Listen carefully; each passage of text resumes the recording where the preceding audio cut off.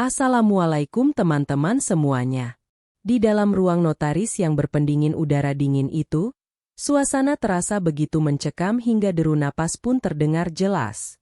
Ibu mantan mertuaku, Bu Ratna, duduk dengan dagu terangkat tinggi, jemari tangannya yang dihiasi cincin emas besar mengetuk-ngetuk meja kayu jati itu dengan tidak sabar. Doni, laki-laki yang baru 3 bulan resmi menjadi mantan suamiku, duduk di samping ibunya dengan senyum miring yang sangat menyebalkan, seolah-olah dia sedang menunggu pembagian hadiah besar yang sudah pasti jatuh ke tangannya. Ingat ya, Maya, anakmu itu darah daging Doni, jadi otomatis semua harta peninggalan Pak Surya harus jatuh ke tangan wali ayahnya.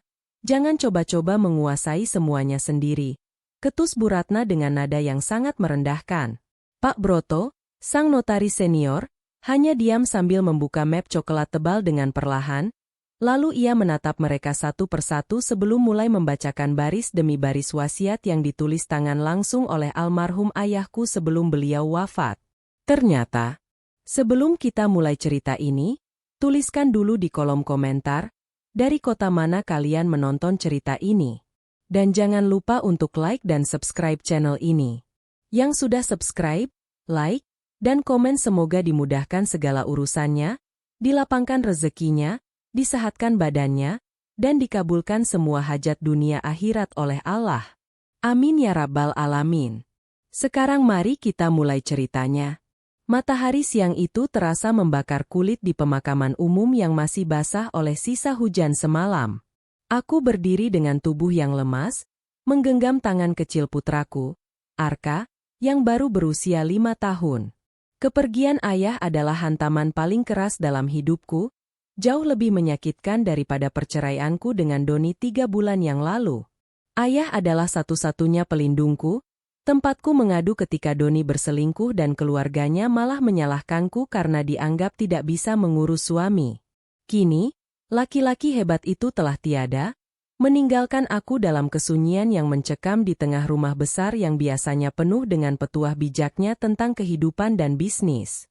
Aku tidak pernah menyangka bahwa air mata di nisan ayah bahkan belum benar-benar mengering saat serigala-serigala berbulu domba itu mulai mengendus bau harta yang beliau tinggalkan.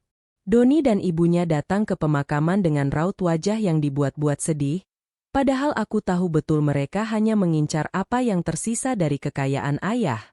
Selama 5 tahun pernikahan, aku cukup tahu tabiat Bu Ratna yang selalu membanding-bandingkan kekayaan keluargaku dengan gaya hidupnya yang boros namun tidak bermodal.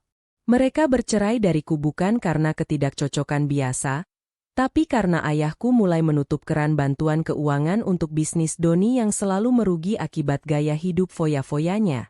Begitu ketahuan Doni memiliki wanita simpanan, ayah tanpa ragu memintaku untuk segera mengakhiri hubungan beracun itu dan mengusir mereka dari rumah kami.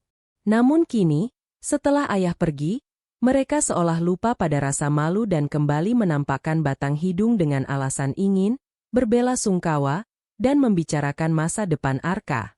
Malam pertama tanpa ayah di rumah terasa sangat panjang dan menakutkan, bayang-bayang masa lalu merayap di setiap sudut ruangan yang luas ini.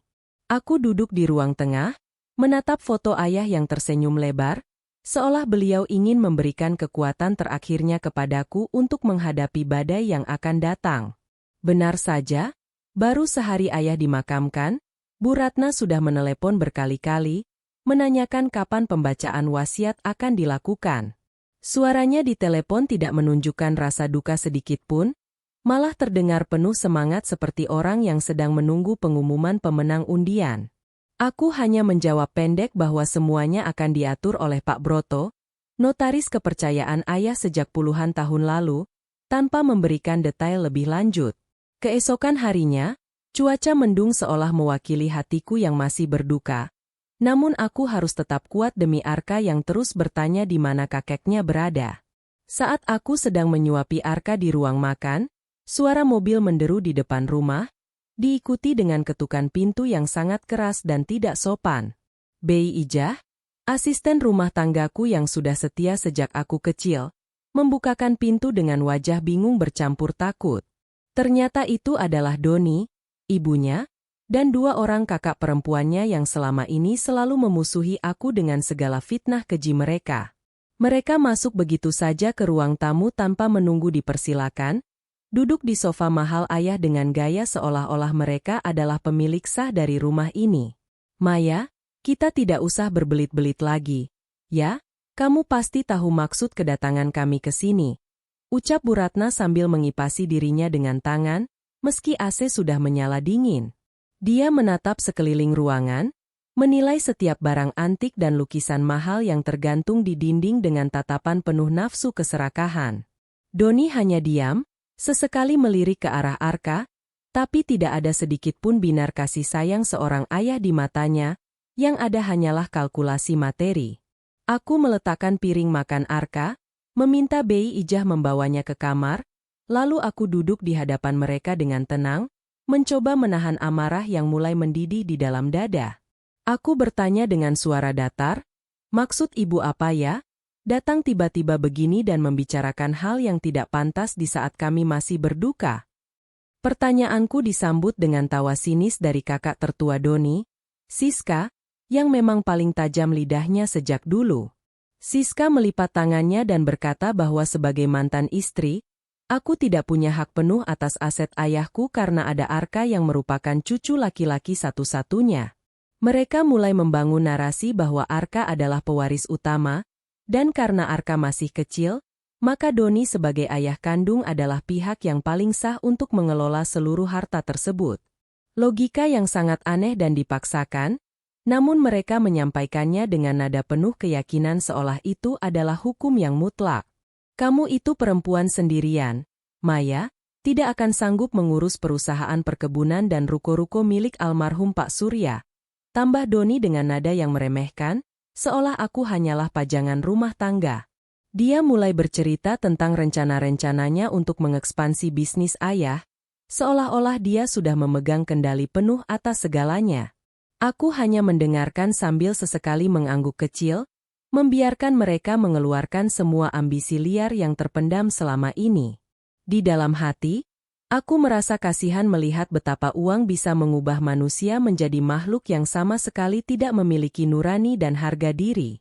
Mereka benar-benar tidak menyadari bahwa ayahku adalah orang yang sangat teliti dan tidak akan pernah membiarkan hartanya jatuh ke tangan orang-orang yang telah menyakiti putri satu-satunya. Suasana di ruang tamu semakin memanas ketika Bu Ratna mulai menuntut agar aku menyerahkan kunci mobil Alphard milik ayah untuk dipakai Doni, dengan alasan operasional, bisnis keluarga. Mereka bahkan sudah membawa beberapa koper kecil, berniat untuk menginap di rumah ini dengan alasan ingin menjaga aku dan Arka selama masa iddah. Aku menarik napas panjang, mencoba tidak meledak saat itu juga, karena aku tahu bermain cantik adalah kunci untuk menjatuhkan mereka dengan cara yang paling telak.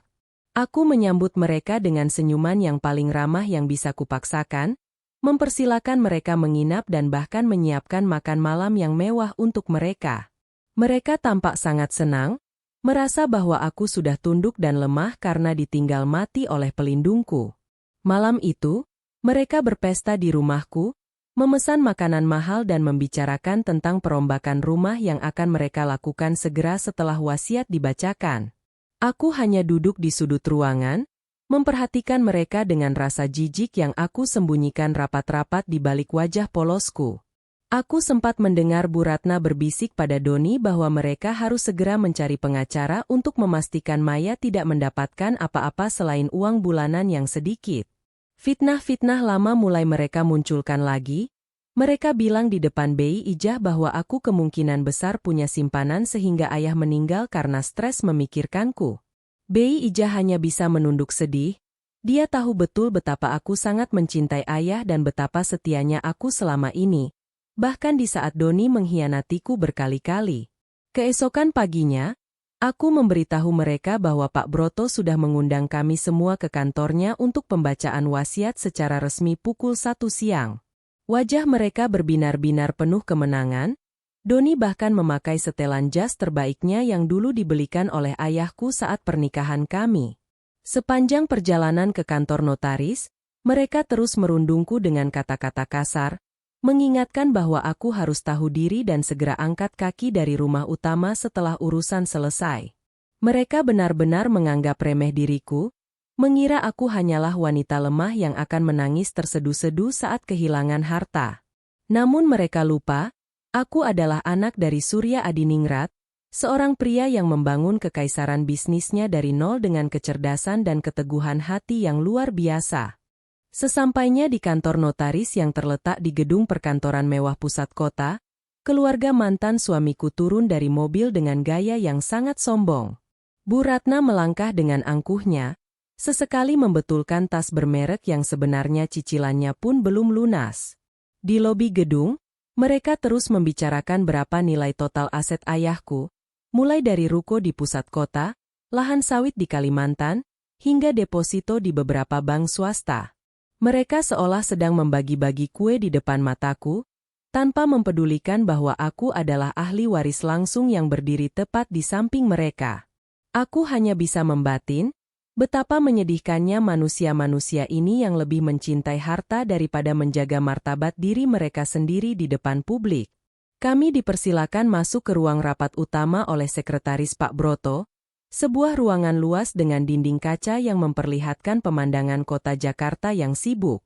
Pak Broto sudah duduk di sana, wajahnya terlihat sangat serius dan tidak ada sedikit pun keramahan yang biasanya dia tunjukkan saat bertemu ayah. Dia menatap keluarga Doni dengan pandangan dingin, namun Bu Ratna justru merasa itu adalah tanda wibawa dan langsung menyapa dengan suara yang dibuat manis. "Selamat siang Pak Broto, maaf ya kami datang ramai-ramai.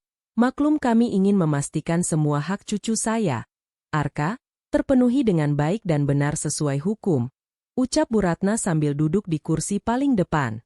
Pak Broto hanya mengangguk singkat, lalu mengeluarkan sebuah amplop besar tersegel resmi yang membuat jantungku berdegup kencang bukan karena takut, tapi karena menahan haru.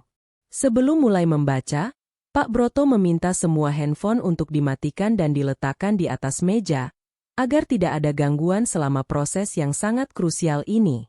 Doni sempat keberatan karena katanya ada urusan bisnis penting, tapi Pak Broto menatapnya tajam hingga laki-laki itu akhirnya menyerah dan meletakkan ponselnya. Ruangan seketika menjadi sangat sunyi, hanya suara putaran AC yang terdengar mengisi kekosongan saat segel amplop itu dibuka dengan hati-hati. Aku memejamkan mata sejenak, membayangkan wajah ayah yang teduh, seolah beliau berbisik bahwa semuanya akan baik-baik saja dan keadilan akan segera ditegakkan. Di sampingku, Siska dan adiknya, Rina, sudah saling berpegangan tangan dengan senyum penuh kemenangan yang sangat memuakkan untuk dilihat dari dekat. Saya akan membacakan surat wasiat dan akta hibah yang dibuat oleh saudara Surya Adiningrat pada tanggal 15 Februari, 2 minggu sebelum beliau wafat, suara Pak Broto menggema dengan tegas. Wajah Bu Ratna langsung berubah kaget, dia tidak menyangka wasiat itu dibuat begitu baru, karena setahu dia ayah sudah lama memiliki wasiat lama yang dibuat saat aku masih menikah dengan Doni. Pak Broto mulai membacakan poin pertama tentang aset rumah tinggal utama dan seluruh isinya, yang merupakan tempat tinggal kami selama ini. Bu Ratna sudah bersiap untuk bersorak, namun kata-kata Pak Broto selanjutnya membuat senyumnya membeku seketika di wajahnya yang berlapis bedak tebal itu. Pak Broto menyebutkan bahwa rumah tersebut dihibahkan kepada sebuah yayasan panti asuhan. Namun aku dan Arka diberikan hak guna bangunan selama seumur hidup tanpa boleh diganggu-gugat oleh pihak manapun. Apa? Bagaimana bisa? Itu kan rumah keluarga, harusnya jatuh ke tangan Doni sebagai kepala keluarga pengganti. Teriak Bu Ratna tidak terima, memotong pembacaan wasiat dengan kasarnya. Pak Broto berhenti membaca, menatap Bu Ratna dengan kacamata yang melorot di hidungnya, lalu mengingatkan dengan suara berat bahwa siapapun yang memotong akan dipersilakan keluar. Doni mencoba menenangkan ibunya, meski wajahnya sendiri terlihat sangat kecewa dan bingung dengan keputusan ayahku yang dianggapnya tidak masuk akal. Pak Broto melanjutkan ke poin kedua, yaitu tentang kepemilikan saham di perusahaan utama yang selama ini menjadi sumber kekayaan keluarga kami. Di sini, suasana semakin menegang karena nilai saham tersebut mencapai puluhan miliar rupiah, dan inilah yang paling diincar oleh keluarga parasit tersebut. Pak Broto membacakan bahwa seluruh saham tersebut dialihkan kepada sebuah akun amanah, trust fund, yang pengelolaannya tidak dipegang oleh perorangan, melainkan oleh lembaga audit profesional. Dividen atau keuntungan dari saham tersebut akan digunakan sepenuhnya untuk biaya pendidikan dan kesehatan Arka hingga dia berusia 25 tahun, namun dengan satu syarat yang sangat berat. Syaratnya adalah, jika ada campur tangan dari pihak keluarga ayah kandung dalam pengambilan keputusan keuangan, maka seluruh saham tersebut akan otomatis disita oleh negara untuk kepentingan sosial. Mendengar hal itu, Doni langsung berdiri dari kursinya, wajahnya merah pada menahan amarah yang luar biasa karena rencananya untuk melunasi utang-utang pribadinya menggunakan uang perusahaan seketika sirna. Ini tidak adil. Pak Surya pasti dalam kondisi tidak sadar atau ditekan saat menulis ini. Maya pasti yang menghasutnya. Teriak Siska sambil menunjuk-nunjuk wajahku dengan penuh kebencian. Aku hanya tetap diam, tidak membalas sepatah kata pun, karena aku tahu Pak Broto memiliki bukti rekaman video saat ayah menandatangani dokumen tersebut. Pak Broto kemudian mengeluarkan sebuah tablet, memutar video yang memperlihatkan ayah sedang duduk di ranjang rumah sakit dengan wajah yang sangat jernih dan tenang. Di video itu, ayah dengan tegas menyatakan bahwa dia melakukan ini untuk melindungi cucunya dari keserakahan orang-orang yang hanya ingin memanfaatkan hartanya tanpa mau bekerja keras.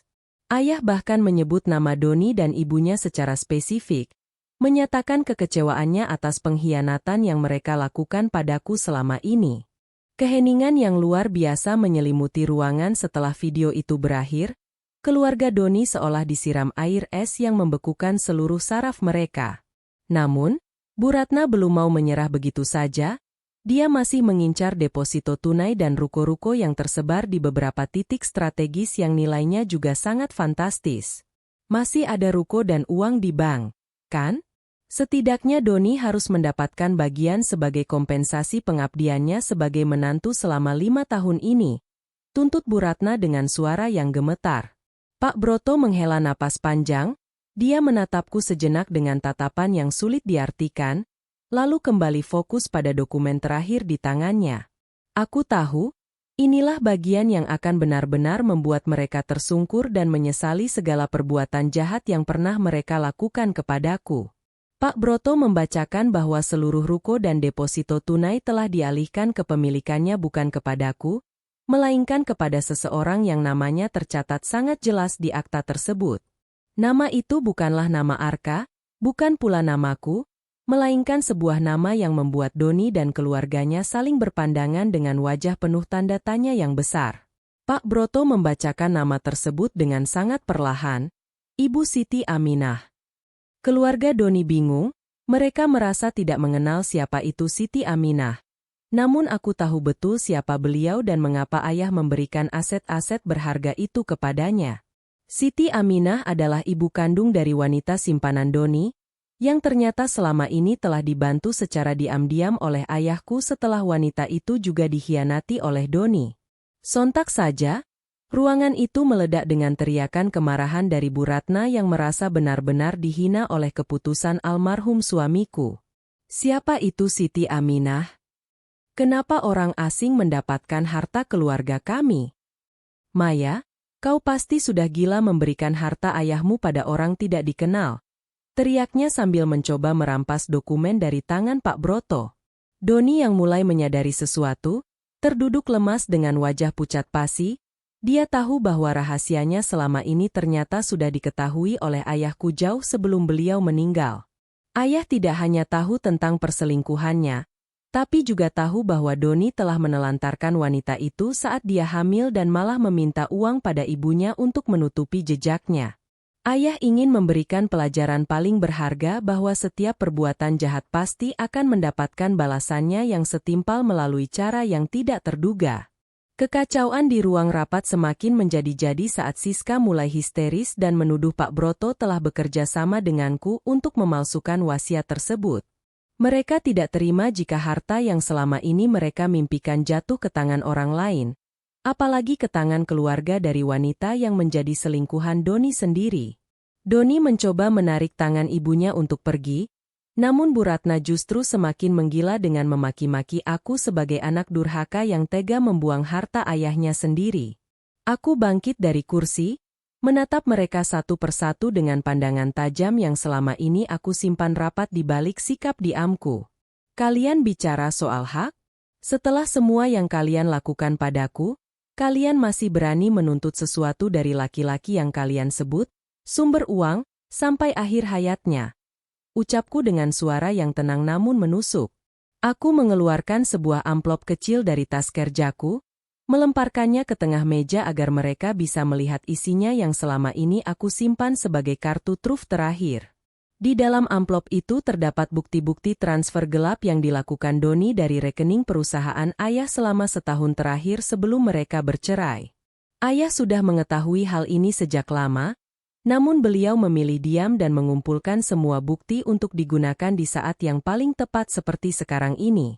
Doni yang melihat dokumen itu langsung bungkam, dia tahu bahwa jika masalah ini dibawa ke jalur hukum, dia tidak hanya kehilangan harta tapi juga akan berakhir di balik jeruji besi. Bu Ratna yang melihat anaknya terdiam, mulai merasa ada sesuatu yang salah, namun egonya yang setinggi langit masih menolak untuk mengakui kekalahan. Ini fitnah. Doni tidak mungkin melakukan itu. Dia anak yang jujur. Kau pasti sengaja menjebaknya, teriak Bu Ratna, meski suaranya mulai terdengar tidak yakin dan bergetar hebat. Pak Broto kemudian menimpali bahwa selain wasiat harta, ayah juga meninggalkan sebuah tuntutan hukum perdata jika keluarga Doni mencoba untuk menggugat isi wasiat tersebut.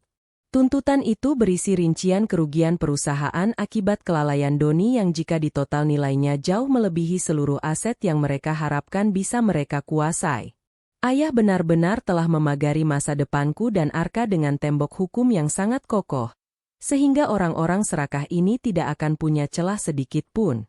Rasa puas mulai merayap di hatiku melihat wajah-wajah sombong itu kini berubah menjadi penuh ketakutan dan keputusasaan yang mendalam. Siska yang biasanya paling lantang, kini hanya bisa tertunduk lesu sambil sesekali melirik ke arah adiknya, Rina, yang mulai terisak karena membayangkan gaya hidup mewah mereka akan segera berakhir.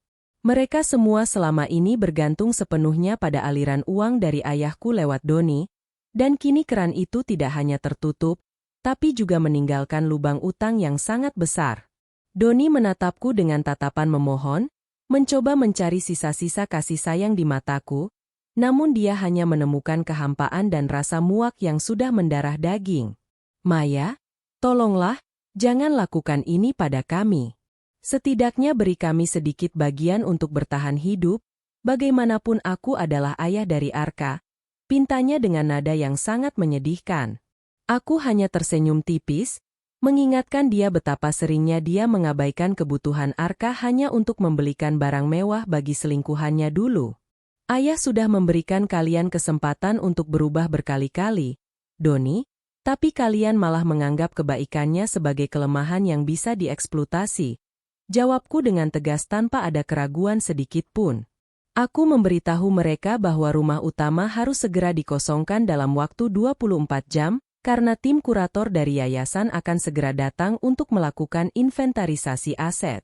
Bu Ratna yang mendengar hal itu langsung pingsan, terjatuh dari kursinya ke lantai ruang rapat yang dingin, membuat suasana semakin kacau balau dengan teriakan anak-anak perempuannya. Namun, Pak Broto dengan sigap memanggil petugas keamanan gedung untuk membantu mereka keluar dan memberikan pertolongan medis di luar area kantor. Aku berdiri di sana, melihat mereka diseret keluar dengan hina, sebuah pemandangan yang sangat kontras dengan saat mereka datang tadi yang penuh dengan kesombongan. Setelah ruangan kembali tenang, Pak Broto mengajakku duduk kembali untuk membicarakan poin yang sebenarnya merupakan inti dari seluruh rencana ayahku. Ternyata, nama Siti Aminah yang dibacakan tadi hanyalah sebuah pengalih perhatian untuk melihat sejauh mana keserakahan keluarga Doni akan membawa mereka pada kehancuran. Ayah sebenarnya sudah menyiapkan sebuah skema di mana seluruh aset tersebut tetap akan jatuh ke tanganku, namun melalui proses yang sangat rahasia dan aman dari jangkauan hukum mantan suamiku.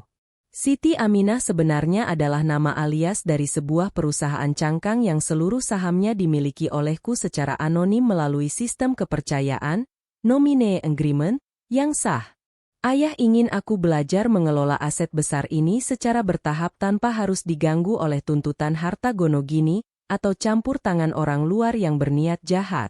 Aku meneteskan air mata haru saat mengetahui betapa jauh ayah memikirkan keselamatanku dan Arka, bahkan ketika beliau sedang berjuang melawan penyakitnya di masa-masa terakhir.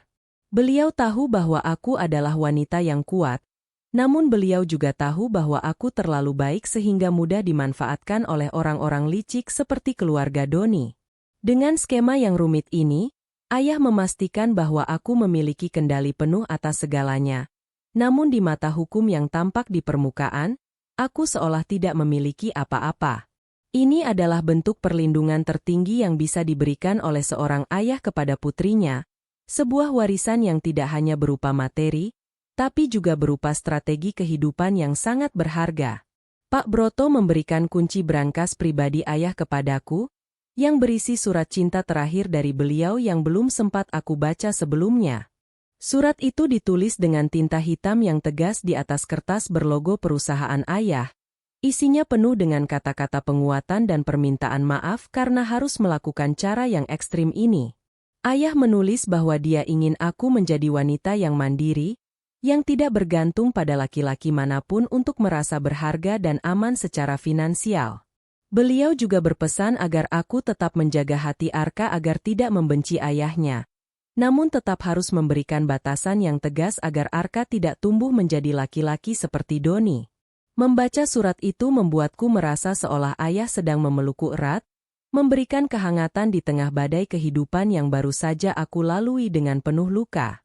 Aku berjanji di dalam hati akan menjalankan amanah ini dengan sebaik-baiknya, demi masa depan Arka dan demi kehormatan nama besar ayah yang sudah beliau bangun dengan susah payah. Keesokan harinya, aku kembali ke rumah besar itu dengan perasaan yang jauh lebih ringan, meskipun aku tahu masih ada satu babak lagi yang harus aku selesaikan dengan keluarga Doni.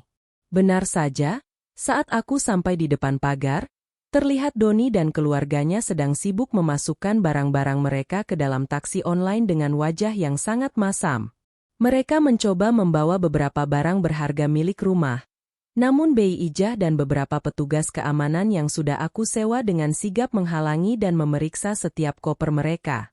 Bu Ratna berteriak-teriak seperti orang kesurupan, memaki setiap orang yang mendekatinya, namun tidak ada satupun tetangga yang peduli karena mereka sudah tahu tabiat buruk keluarga tersebut. Aku hanya mengamati dari dalam mobil, tidak ingin mengotori tanganku dengan terlibat langsung dalam drama murahan yang mereka ciptakan sendiri. Doni melihat mobilku masuk, dia berlari mendekat dan menggedor kaca jendela dengan kasar. Wajahnya terlihat sangat berantakan dengan mata yang merah karena kurang tidur. Aku menurunkan kaca sedikit saja, hanya cukup untuk dia mendengar suaraku yang kini penuh dengan otoritas yang tidak pernah dia lihat sebelumnya. Pergilah, Doni, cari pekerjaan yang halal dan mulailah hidupmu dari nol. Jangan pernah berpikir untuk kembali atau menggunakan Arka sebagai tameng keserakahanmu lagi, ucapku datar. Dia hanya bisa terdiam membisu, melihat mobilku melaju masuk ke dalam garasi sementara dia harus menanggung malu di depan semua orang yang melihat pengusirannya. Hari itu menandai berakhirnya penderitaanku sebagai istri yang teraniaya, dan dimulainya hidup baruku sebagai pemimpin bagi diriku sendiri dan putra tercintaku. Minggu-minggu berlalu setelah pengusiran keluarga Doni dari rumahku, dan suasana di dalam rumah terasa jauh lebih damai dan penuh energi positif. Arka mulai terbiasa dengan ketidakhadiran ayahnya yang memang selama ini jarang memberikan perhatian nyata kepadanya. Dia tampak lebih ceria bermain di taman luas peninggalan kakeknya. Aku sendiri mulai sibuk mempelajari setiap aspek bisnis ayah, mendatangi kantor setiap hari dan duduk di kursi yang dulu selalu beliau tempati dengan penuh martabat. Para karyawan menyambutku dengan hangat, mereka merasa lega karena perusahaan tetap dipimpin oleh keluarga langsung Pak Surya yang mereka hormati. Namun, aku tahu bahwa keluarga Doni tidak akan semudah itu menghilang dari hidupku. Apalagi setelah mereka merasa terhina dan kehilangan akses terhadap kemewahan yang biasa mereka nikmati. Suatu sore saat aku sedang meninjau salah satu ruko di pusat kota, aku mendapati pemandangan yang sangat mengejutkan sekaligus menyedihkan di depan salah satu toko. Doni sedang berdiri di sana, mencoba menawarkan jasa asuransi kepada orang-orang yang lewat dengan pakaian yang tampak sudah kusam dan tidak rapi lagi. Dia tidak melihatku, namun dari jauh aku bisa merasakan betapa hancur harga dirinya yang dulu setinggi langit kini harus berhadapan dengan kenyataan pahit di jalanan. Aku tidak merasa senang melihatnya menderita, namun aku juga tidak merasa kasihan, karena ini adalah hasil dari semua benih yang dia tanam selama bertahun-tahun. Kehidupan memiliki caranya sendiri untuk menyeimbangkan segala sesuatu, dan Doni sedang menjalani proses pembelajarannya sendiri yang sangat keras di Universitas Kehidupan. Tak lama setelah itu, aku menerima surat somasi dari seorang pengacara yang mengaku mewakili Bu Ratna dan keluarganya, menuntut pembatalan wasiat ayahku dengan alasan pemalsuan dokumen. Mereka rupanya berhasil menemukan pengacara jalanan yang mau dibayar dengan janji persentase harta jika mereka berhasil memenangkan gugatan yang mustahil itu. Aku hanya tersenyum tipis menerima surat tersebut dan langsung menyerahkannya kepada tim hukum pribadiku yang dipimpin oleh Pak Broto sendiri. Kami sudah menyiapkan semua bukti, termasuk hasil pemeriksaan psikologis ayah yang menyatakan beliau dalam keadaan sehat jiwa saat membuat wasiat, serta rekaman CCTV saat pertemuan berlangsung. Aku tidak akan membiarkan mereka mengusik ketenangan hidupku dan Arka lagi dengan drama hukum yang dipaksakan dan penuh kebohongan. Sidang pertama berlangsung di pengadilan negeri dengan dihadiri oleh banyak wartawan media online karena kasus ini mulai viral di media sosial setelah Siska mengunggah cerita penuh fitnah tentangku. Di pengadilan, Bu Ratna tampil dengan akting yang luar biasa, menangis tersedu-sedu dan menuduhku telah menelantarkan mereka yang katanya sudah dianggap seperti keluarga sendiri oleh almarhum ayah. Namun, semua aktingnya hancur berantakan saat Pak Broto memutar rekaman suara percakapan Bu Ratna dengan Doni di malam pemakaman yang berhasil direkam oleh salah satu alat penyadap rahasia di rumah. Dalam rekaman itu, terdengar jelas rencana jahat mereka untuk menyingkirkan aku dan menguasai harta ayah sesegera mungkin dengan cara apapun, termasuk memfitnahku berselingkuh. Seluruh pengunjung sidang terperanjat, dan hakim memberikan teguran keras kepada pihak penggugat karena memberikan keterangan palsu di bawah sumpah.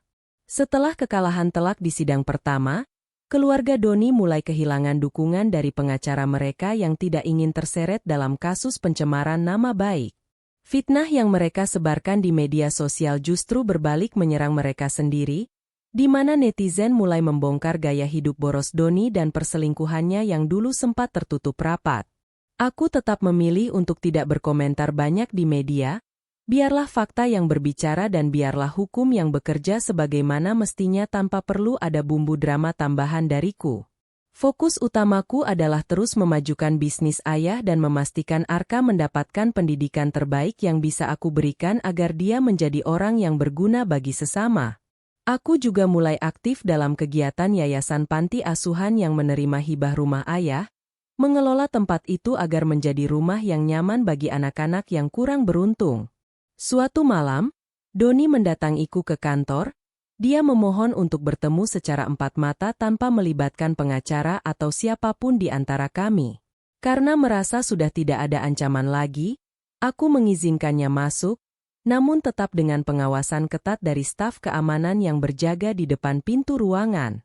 Doni berlutut di depanku, menangis dengan tersedu-sedu, mengakui semua kesalahannya dan meminta maaf atas segala perbuatan keluarganya yang sudah keterlaluan. Dia bilang bahwa ibunya sekarang jatuh sakit karena stres dan kakaknya, Siska, sedang dalam proses perceraian juga karena masalah keuangan yang menjerat keluarga mereka. Aku mendengarkan dengan tenang, namun hatiku sudah membeku untuk memberikan bantuan materi dalam bentuk apapun kepada mereka yang sudah berusaha menghancurkanku. Aku memaafkanmu, Doni, sebagai sesama manusia, tapi aku tidak akan pernah lupa apa yang telah kalian lakukan kepada ayahku di masa-masa terakhirnya. Ucapku dengan nada yang sangat dingin. Aku memberikan dia amplop berisi uang secukupnya untuk biaya pengobatan ibunya. Namun dengan syarat dia harus menandatangani surat pernyataan untuk tidak pernah lagi mengusik hidupku dan Arka selamanya. Doni menerima uang itu dengan tangan gemetar. Dia tampak sangat malu karena harus menerima bantuan dari wanita yang dulu dia buang dan dia remehkan sedemikian rupa.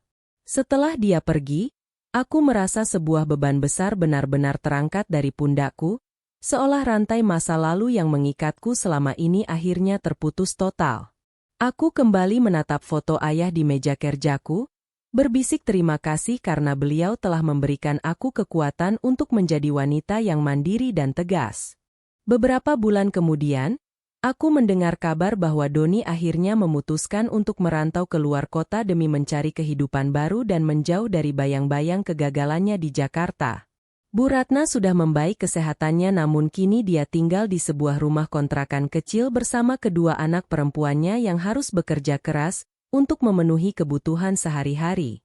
Mereka yang dulu sangat sombong dan hobi pamer kemewahan, kini harus merasakan bagaimana rasanya hidup pas-pasan dan diabaikan oleh lingkungan sosial mereka yang dulu hanya datang saat ada uang. Inilah pengungkapan fakta yang paling nyata, bahwa kekayaan tanpa keberkahan dan karakter yang baik hanya akan membawa pemiliknya pada kehampaan yang menyakitkan. Aku bersyukur ayah tidak memberikan harta itu secara langsung kepada mereka, karena itu hanya akan mempercepat kehancuran moral mereka lebih jauh lagi. Kini, aku berdiri di balkon kantorku, menatap matahari terbenam dengan perasaan syukur yang luar biasa dalam di lubuk hatiku yang terdalam. Perusahaan ayah tumbuh semakin pesat di bawah kepemimpinanku, dan aku telah berhasil meluncurkan beberapa program CSR yang sangat membantu masyarakat di sekitar perkebunan kami di daerah. Arka tumbuh menjadi anak yang sangat cerdas dan memiliki rasa empati yang tinggi. Dia sering ikut denganku mengunjungi panti asuhan dan bermain dengan anak-anak di sana tanpa ada rasa canggung sedikit pun.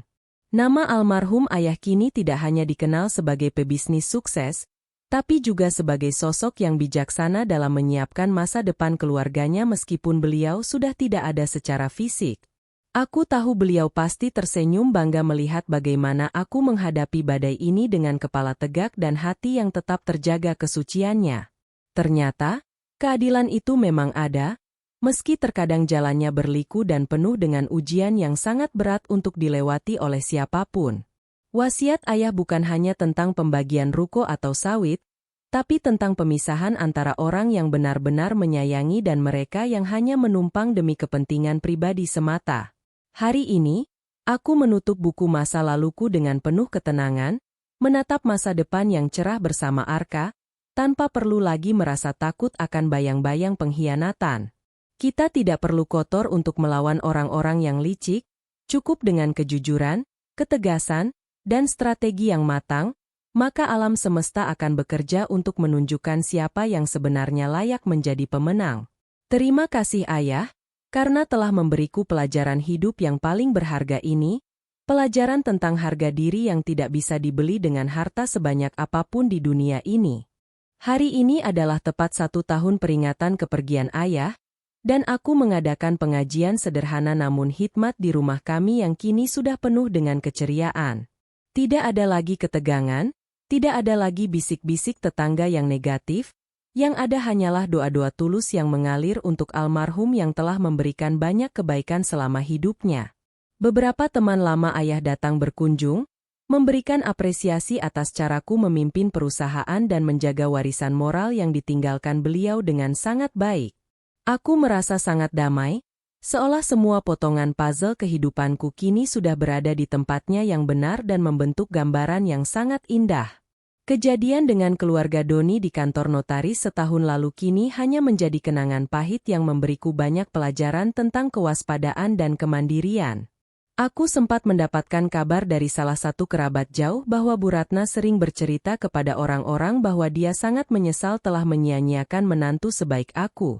Namun, aku tahu itu hanyalah penyesalan karena hilangnya sumber fasilitas, bukan penyesalan tulus dari dalam lubuk hatinya yang paling dalam atas segala fitnahnya. Aku sudah tidak lagi menyimpan dendam, karena energi negatif itu hanya akan menghambat langkahku untuk terus maju dan berkembang menjadi versi terbaik dari diriku. Dendam adalah beban, Sedangkan memaafkan adalah sayap yang membuatku bisa terbang lebih tinggi menuju cita-cita yang belum sempat aku raih sebelumnya. Aku lebih memilih fokus pada pertumbuhan Arka dan kelangsungan hidup ribuan karyawan yang kini bergantung pada kebijakan-kebijakan yang aku ambil di perusahaan setiap harinya. Arka berlari menghampiriku, memberikan sebuah lukisan buatannya di sekolah yang menggambarkan aku, dia, dan kakeknya yang sedang bergandengan tangan di bawah pelangi. Air mataku menetes melihat betapa murninya perasaan seorang anak kecil, yang tetap merasa kehadiran kakeknya meski secara fisik beliau sudah tiada di tengah-tengah kami. Aku memeluk Arka erat, berjanji di dalam hati bahwa dia tidak akan pernah merasakan kekurangan kasih sayang, atau harus menghadapi drama keluarga yang melelahkan lagi seperti dulu.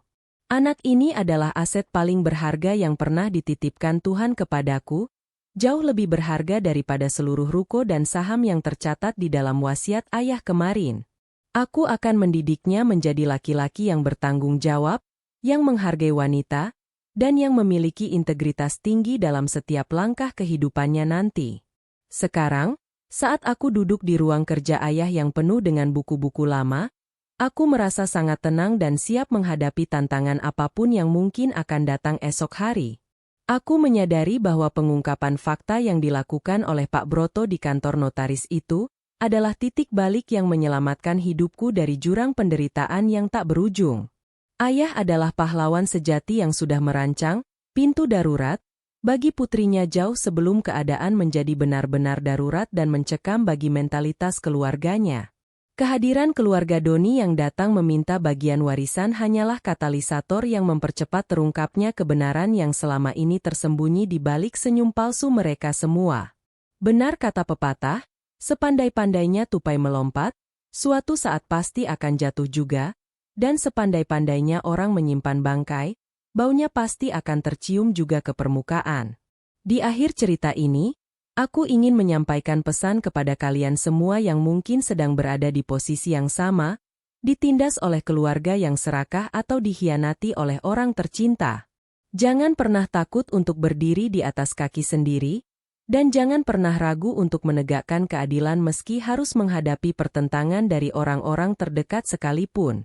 Tuhan tidak pernah tidur, dan setiap tetes air mata yang jatuh karena dizalimi akan menjadi saksi yang kuat untuk mendatangkan balasan yang setimpal bagi pelakunya.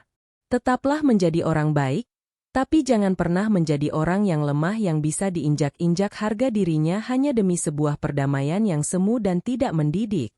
Warisan yang paling utama bukanlah uang, melainkan karakter yang kuat dan keberanian untuk mengatakan yang benar meskipun dunia sedang tidak berpihak padamu saat itu. Aku berdiri dari kursi kerja ayah, mematikan lampu ruangan, dan berjalan menuju kamar Arka untuk mencium keningnya sebelum dia terlelap dalam mimpi indahnya malam ini. Langit malam di luar jendela terlihat sangat jernih dengan ribuan bintang yang bersinar terang, seolah-olah ikut merayakan kemenangan atas kebenaran yang baru saja dirayakan di rumah ini. Hidup ini memang penuh dengan kejutan, terkadang manis namun seringkali pahit, tapi itulah yang membuatnya menjadi sebuah petualangan yang sangat berharga untuk dijalani dengan penuh kesadaran.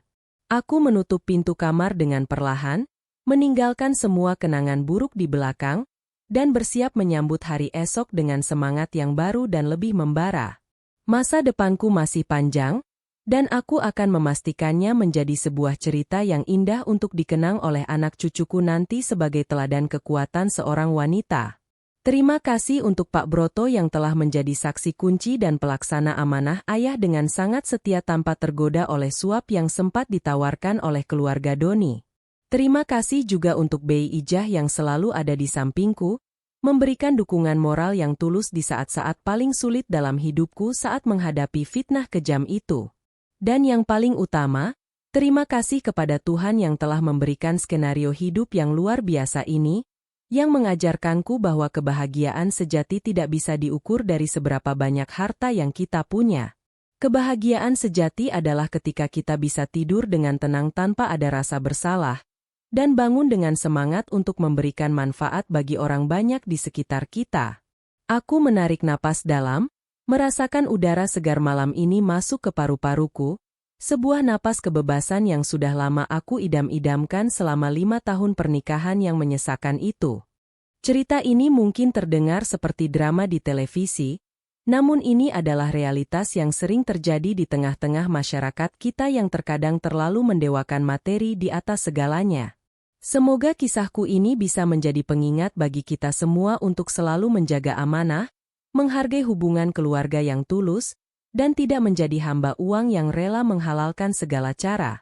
Jangan pernah silau dengan kekayaan orang lain, karena kita tidak pernah tahu perjuangan dan air mata apa yang ada di balik kemewahan yang mereka tunjukkan di permukaan saja.